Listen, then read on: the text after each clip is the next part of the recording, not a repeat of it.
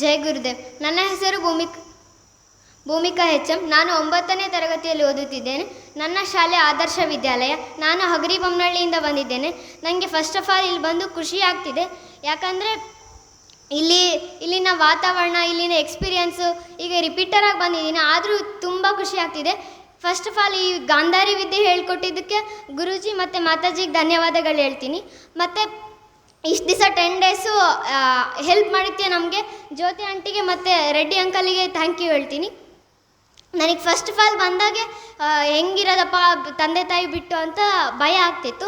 But ಇಲ್ಲಿಗೆ ಬಂದ ಮೇಲೆ 2 ದಿವಸ ಆಯಿತು, ಬಟ್ ಅಡ್ಜಸ್ಟ್ ಆಗಿಬಿಡ್ತು. ಮಾತಾಜಿ ಗುರುಜಿನೂ ಸಪೋರ್ಟ್ ಮಾಡಿದರು, ಹಿಂಗಲ್ಲ ಹಿಂಗಿರಬೇಕು ಅಂತಂದು.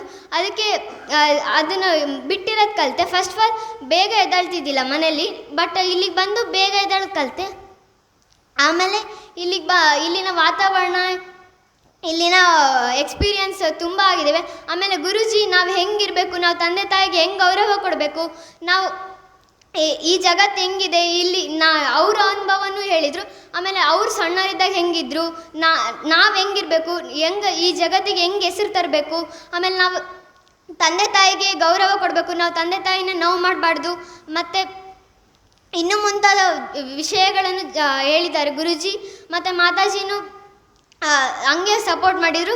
ಅವರು ಮಾತಾಜಿ ಅಂದರೆ ಅಮ್ಮನ ಥರ ಸಪೋರ್ಟ್ ಮಾಡಿದರು, ಗುರೂಜಿ ತಂದೆ ಥರ ಸಪೋರ್ಟ್ ಮಾಡಿದರು. ನಮಗೆ ಇಲ್ಲಿಗೆ ಬಂದು ತುಂಬ ಖುಷಿ ಆಗ್ತಿದೆ. ಇಲ್ಲಿನ ಯೋಗ, ಧ್ಯಾನ, ಫಿಂಗರ್ ಎಕ್ಸಸೈಸ್, ಕ್ಯಾಂಡಲ್ ಥೆರಪಿ, ಇದು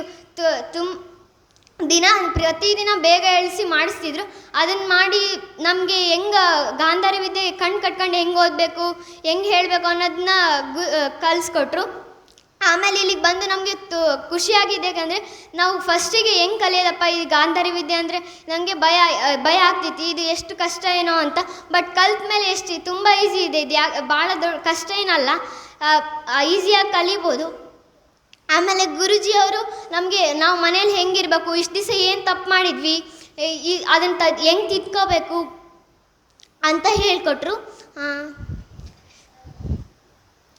ಮತ್ತು ಇಲ್ಲಿನ ಊಟ, ಆಮೇಲೆ ಸ್ನ್ಯಾಕ್ಸು ಎಲ್ಲ ಚೆನ್ನಾಗಿ ಕೊಡ್ತಿದ್ರು. ಮಾತಾಜಿ ನಾವು ಏನು ಕೇಳ್ತಿದ್ವಿ ಅದನ್ನ ಮಾಡಿಕೊಟ್ಟಿದ್ರು. ನಮ್ಗೆ ಇಷ್ಟವಾಗಿದ್ದೆ ಎಲ್ಲ ಮಾಡಿಕೊಟ್ಟಿದ್ರು. ಇಲ್ಲಿನ ಊಟ, ವಸತಿ ಎಲ್ಲ ಚೆನ್ನಾಗಿತ್ತು. ಜೈ ಗುರುದೇವ್. ಧನ್ಯವಾದ.